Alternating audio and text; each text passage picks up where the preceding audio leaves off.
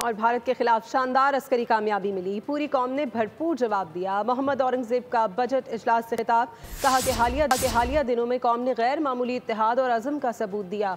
हमें मईशत को मुस्तहकम और आवाम की फलाह को यकीनी बनाना है। हमने 1.5 साल में तरक्की का सफ़र कामयाबी से तय किया। हुकूमत ने मईशत को इस्तेहकाम बख्शा। के मुकाबिल हमारी सियासी क़यादत, अफवाज पाकिस्तान और पाकिस्तान के गजूर अवाम ने जिस जवां मर्दी, दानिशमंदी और यकजहती का सबूत दिया, वो तारीख़ के सुनहरी औराक में हमेशा याद रखा जाएगा। ये कामयाबी एक शानदार अस्करी कामयाबी के अलावा पूरी कौम के इज्तिमाई शऊर, कौमी वक़ार और गैरत का मज़हर थी।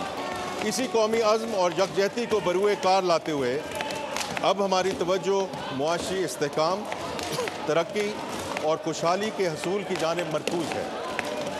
हमने जिस जज्बे से कौमी सलामती को मजबूत बुनियादों पर इस्तवार किया है, इसी खुलूस और हौसले के साथ हमें अपनी मईशत को मुस्तहकम और अवाम की फलाह को यकीनी बनाना है। सब्सक्राइब करें और बेल दबाएं ताकि कोई खबर रह न जाए।